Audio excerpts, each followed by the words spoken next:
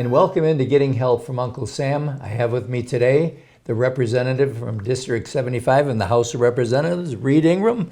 Welcome back, young man. Hey, thank you for having me. Good to have you here. Yes, and sir. you know, Reid, most of my viewers are older people. Yes, sir. And we grew up as kind of conservative people. Right. And it seems like on a national basis, when somebody says the word conservative, it's almost like, yeah. we Right. can't do this. For our viewers that may not really, what does conservative really mean? Well, and to me it means I follow what God wants me to do. Absolutely. I pray about every decision. Makes sense. And then I weigh and measure how it's going to help the people of our state, how it's going to affect them, and is it going to be, a good thing for our budget, as far as are they going to be able to get the services that they need. So every decision I do that I make when I pass a bill, first I talk to God and then I weigh and measure and make sure that it makes sense to do and we can be able to continue this going on and then how it's going to make an effect on it. And conservative is the way that I vote, it's the way that I go. And that's the way it needs to be, I think, because you stop and think about programs that are out there and they have no purpose.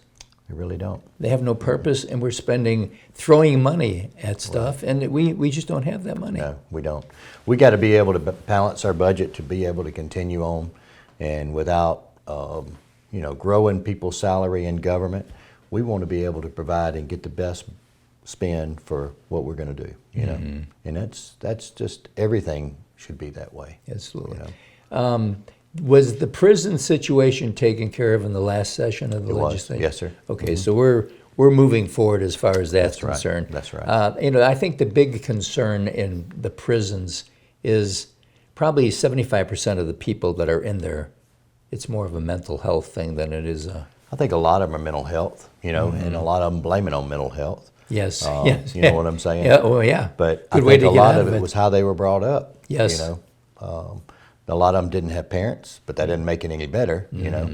A lot of them are just a career criminal. Right. And that's one of the bills that I'm going to have this year to help slow that down, because when we get somebody pulled over or we arrest somebody for shoplifting, a youth, all we do now in Montgomery County, in the city of Montgomery, is drop them off on the front porch with their mama. They break into a car and they're underage.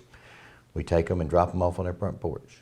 And so one of these bills, the bill that I'm going to have, is going to be mandatory. They spend 24 hours in a youth facility with 6 hours of training on deterrent to where they don't come back and keep a revolving door.